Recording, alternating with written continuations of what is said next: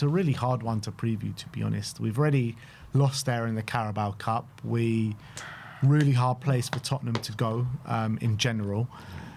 It just, whenever I think of Newcastle away now, my mind always goes straight back to that 5-0 after 20 minutes. Me fuming and you just laughing next to me, which made me even more angry. And it's just not a happy place for us. It's really not. And they're fantastic at home. 4 losses on the bounce against Newcastle. It's just like, how... Yeah, I believe they've won 6 in a row at home now. Yeah, they're fantastic. What, against us or just in general? No, just in general. Yeah, they're a fantastic home side. They are a fantastic home side, and you got to give it to them. Eddie Howe has made the St James Park an absolute fortress. And with the way Spurs have been playing, even with our good away form, you're thinking, how the hell can Spurs get a result in this game? Yeah. Even though Newcastle actually are below us at the moment in the table, so it's not like they're having like a really great season, but it's their away form, isn't it? Yeah, at home they've always been, especially since Howe's taken over, it's always been such a difficult place to go. And now they have that trio in the middle, Joelinton and Bruno Tonali, that gives them just that base. Like every game, that's one of the best threes in the middle in the league, and every game they have some sort of control in the middle of the park. It's so hard to out-battle them, and they've got good technical ability as well. It makes it very difficult to go there and out-battle them. They're always got energy. They're always on top of you. They've got the crowd behind them. And at the moment, I know away from home we're not been too bad for large parts of the season, but at the moment we're struggling for that real intensity. We're struggling to equal the playing field with our ability to battle on the pitch. And then if we're not doing that, we don't have either the game set up or approach or technical ability to outplay teams at the moment. And we don't have the compactness at the back to keep chances at a premium at the moment. So when you look at all the different facets of the game, how are we ever going to go to St James's Park and rattle their cages, quieten the crowd and get 3 points? I find it's very difficult to envisage that ever happening right now. But you never know, maybe we'll come up with a game plan, maybe we'll spring a surprise. But then again, we've been asking him to spring a surprise and spring some sort of tactical plan for each game. But the problem is he's tinkering so much with the team's got no identity. And so I don't know if that's even the way forward, coming up with a specific plan for this game, because that's what he's been trying to do, and the players seem utterly confused. Yeah. Look, when you look at the game that we played against them a few weeks ago in the Carabao Cup, I mean, there were a couple of positive things that you could take away from it. Look, we probably deserved to lose on the balance of play, but we saw us at least go at Newcastle a little bit, and we started to look to create a bit more. And look, I know what you're saying, they rested a few players, but we rested players that day as well. We had a back two, no Mickey, no Romero. We had Danso and Paulinho in the back line. Who else did we have? We had Johnson on the right, Bergvall on the left, Richarlison on his own up front. Wasn't exactly the strongest Spurs team either. So I feel like we can give them a good game if the players are on it, but that's what it comes down to, is the players believing they can go there and win. If they've got the mentality of, you know what, we're losing every game, feeling sorry for themselves, the fans are against us, all this stuff, the game's lost before we've even entered the pitch. We need to go there with a clear mindset and believe we can win the game. And I think if that is the case, we can take something out of it, particularly with our strength on set pieces. I know they're a very good team regarding set pieces as well, but we said that about Everton going into the game, and we scored 2 goals against them in set pieces. So there are avenues where we can hurt them for sure, but I just don't know if the players have got belief to go there and actually go and take something. Yeah, I think if we're playing with the intensity that we've seen, apart from maybe parts of the PSG game, for the most part, we're really lacking that intensity to even the playing field, winning second duels, all those kind of things, battling for the ball. We're coming out second best at the moment, and that's kind of Newcastle's forte. That's how they get the edge over some opponents, is that real just getting on top of you, and all of a sudden it becomes a whirlwind and they don't let you breathe sometimes. And can we handle that pressure?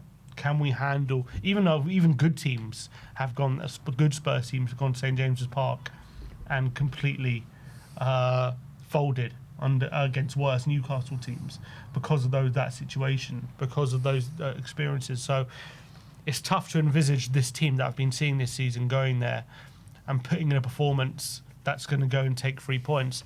I'm not expecting anything. Obviously, when it comes to the pressure that's on Frank, is it the same as the PSG game where we're going into it not expecting anything? So even if we put in a similar performance but lose, people can accept that? Or is it a case he needs a result in this game to take the pressure off him? I don't think it's as less of pressure as PSG, because at PSG you're coming up against the best team in Europe. Newcastle are not the best team in Europe. Newcastle, if you perform very well, you can probably get something up there. But I've just got no belief that Spurs will do that. I think they can do that. I think that I think it is similar in a sense that if we perform well and show desire and show attacking intent and show they're a team fighting together, but just come up short on the day, I think the fans can stomach that. It's all about intent and strategy on the day. That's what it comes down to. And if the fans can take something home from the game and feel like, you know what, it's decent, then you're looking like we came away from PSG like that, and then you put in the performance that you did against Fulham. So I think if they do that, I think there'll be more credit after the PSG game than there will be after this game, because after this game, if we do that, we'll be going into the next game being, oh, look what we did at PSG and then at Fulham. There'll be a lot of apprehension. Skeptical. Yeah, there'll be a lot of skepticism and apprehension going into that game against Brentford. So I can't really answer that question, but in this game alone, I think if it's an isolated situation and if you go and put your all and leave everything out there on the pitch, then the fans can stomach it. But then it all goes on what happens in the next game. Yeah, agreed. I think, look, if we can get any sort of result, whether it's a point or 3 points, obviously definitely massively takes the pressure off. Even if it's a shit house and we play shit, but we get the result, this kind of game, any kind of result does definitely take the pressure off Frank. If we do play well, but if we lose by the odd goal, I think I'm not saying it's like all unforgiven, but I think maybe fans can stomach it. If we lose by more than a goal, I think the pressure's definitely going to pile on big time. Even if we play well, if we lose by more than a goal, if it's two plus, the pressure is going to start to mount again. It's another loss on the copybook. It's another. That'll be 3 wins in 14 games at the moment. It'll be 4 losses on the bounce. 4 losses on the bounce. The pressure's really going to start to pile on. That's what we got to try and really avoid. I mean, I guess even if we lose by a goal, it's still 4 losses on the bounce. But if it is by the odd goal and we do play well and we get unlucky, I think maybe fans will be a bit more understanding of the performance and maybe won't get on his back too much. But it will just mean that Brentford game is again a must-win game. It's a must-win anyway, regardless, because of the home form. But you don't want to be going into that game with a negative mood of we have to win because we're just playing so shit and we're getting such shit results. It's definitely just, these are very testing, trying times for Thomas Frank. It will do wonders if we can get a result in this game. Absolute wonders for him and the mood surrounding Tottenham. If you do go to get a result in this game and then go and lose the Brentford game, then it means nothing really. You need to show something in this game and then go get the result against Brentford. That will be more easier to take. You know what I mean? Yeah. And that will actually show you that potentially Spurs are going in the right direction. Not even for certain, but potentially. Is there any possibility if we do get apps like we have a Stellini-esque performance in this game and it's a battering, could he find himself out of a job? I think they might give it one more game. I think they'll still give him the Brentford game, but I think if he loses that, he's done. Interim settings? I think so. I just can't see him surviving an absolute drubbing at Newcastle to go make it 4 losses in a row and then a defeat against Brentford, a team that got gutted in the season. We took their whole coaching staff, their manager, all their players, all their good players from last season left pretty much, or the majority of them anyway, and then you're still going to lose to them? That would be insult. Add insult. And Frank will know everything about them as well. Literally, he knows their strengths, their weaknesses. the manager worked under him. You know what I mean? He was a set piece coach for him. Probably know their families. Their He knows life. everything about them. So there is no excuse. You know what I mean? So yeah, I mean, if he goes on if this bad run continues, I really feel like it could be very close to the end. I can't see it being any other way, albeit, you know, like we keep mentioning, Arteta has survived 8 losses in a row, but would Frank be able to survive 8 losses in a row? He had credit in the bank. Yeah. And Frank just doesn't have that at the Yeah. moment. There's nothing really. He's new to the job. He's new to the fans. There's nothing like Arteta came back off an FA Cup win. That's some credit for some fans. But the only thing he's got going for him is that he is new in the job, and sometimes it takes time. Yeah, I get that, but you still need, even like, you buy yourself time as a manager. You don't just get given time just because you're new. Like, you need to show something. You need to show why we've given you the job. It's true, but like literally, like we mentioned post game, like the hierarchy picked him for a reason. They went through this whole big process of picking him. And Johan Lang obviously has worked with him before. They're obviously have a good relationship. So people in the upper echelons of the club obviously had a lot of belief in him to give him a long-term project at Tottenham Hotspur. Are they willing to throw that away after 13, 14, 15 games? It's a good question. So on all that, are they going to do like just basically what United done with Amorim, basically ignore all the evidence and just ride it out and just hope? Yeah. Essentially, close your eyes and dig your head in the sand and just pray. Basically. Maybe we'll do that. There's a chance we'll do that as well. Because they'll also look at maybe Daniel Levy's tenure at Spurs and, you know, chopping and changing managers every 18 months or whatever it was, and be like, look, this ain't sustainable. We need to stick with someone at some point. I agree. But it just annoys me. Why would the answer be sticking with the manager, like this kind of manager who plays this way of football? Because this is the manager which they trusted. This is the manager which they've picked, and they think that they can provide long-term success with him. That's their plan.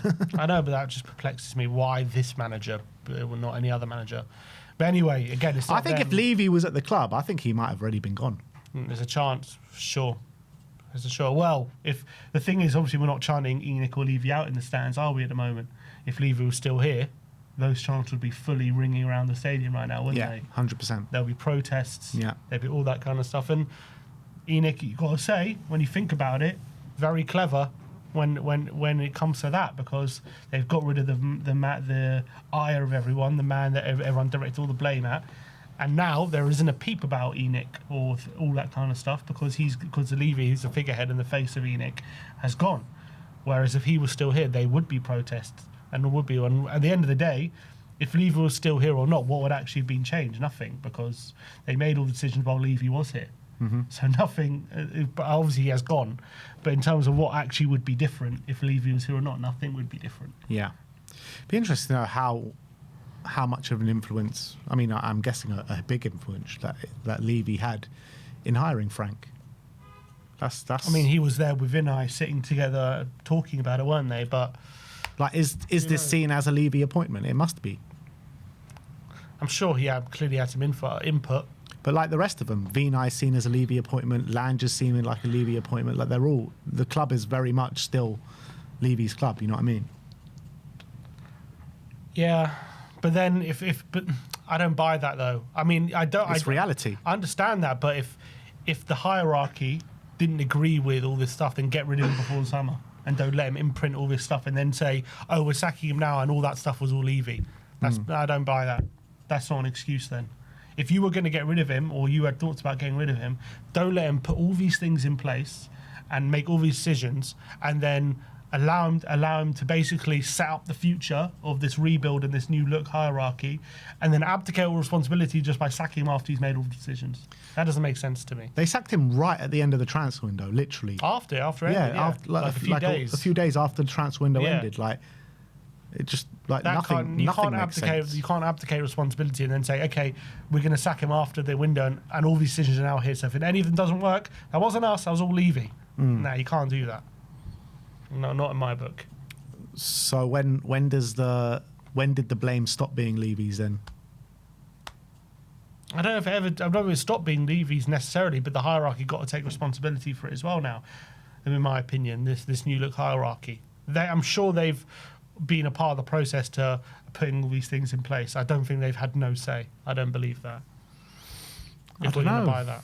I don't know, because I felt like Levy was like the main man, wasn't he? He was the head honcho, the top decision maker at the club. I understand that, but clearly he was on his way out. I don't know. I don't know exactly when. I don't think we can just sit here and not give any blame to the current hierarchy. But when did the current hierarchy come in and start getting involved in decisions at the club? Like, I'd never heard of a lot of these people before even Levy left the club. When Joe Lewis stepped down, didn't he? And their kids stepped in. Yeah, but we never heard that they were involved in any way of running Tottenham Hotspur. Just because you didn't hear it doesn't mean it wasn't true. Yeah, it doesn't mean it was true either. So all we knew that Daniel Levy was the head honcho and he was the one making all the decisions. So for you, if this whole thing falls flat, they get a pass? I think it all comes down to the transfer windows, whether they get a pass or not. Like, in this situation, I don't really put too much blame on them. I wait until the transfer windows happen and make the decision then. So the window in the summer was all Levy? Yeah, I mean, he had a massive part to play. Of course he did. But you said it was a great window. It was a good window. But if it falls flat, okay, it's just Levy. Oh, we can just put it down to bad Levy. But I mean, we're talking about 25 years here. We're not talking about one window. We can't get. I gave him praise for the window. I'm not talking about Levy, whether we like him or not. I'm talking about how we judge the current situation. Yeah. And you're saying if it falls flat, okay, it's okay because it was all Levy. But I don't have to. Like, I was happy in the summer. I was happy. I commended the work that Levy did in the summer. Mm-hmm. I even commended the manager appointment. So I don't know, man. Like, Levy, it's a whole long-standing issue. It's not just one summers of work that why we're in this mess. So yeah, Levy does have a lot to blame. I'm not saying we don't blame Levy. I'm just saying, do the hierarchy not have any responsibility for what's currently going on? I think minimal, in my opinion. I mean, obviously, if you want to put Lange and Vinay as part of the current hierarchy, then yes. But yeah, they are. I'm talking about the Lewis family when I'm talking about the hierarchy. Okay, forget the Lewis family as well, but I'm talking about Vinay and all the people who come, Charrington. Yeah, no, 100% Levy and Vinay. Charrington, I don't think is involved in footballing decisions at all. But I think Vinay and Lange for sure. Right, and this is the current setup. So, yeah, they have to take a lot of blame if things go as they are. But I don't see what happens moving forward. Apparently, Vinay, well, obviously he was part of the process of hiring Arteta, wasn't he? So I'm sure he's going to be pushing for just give it more time because that's what he saw.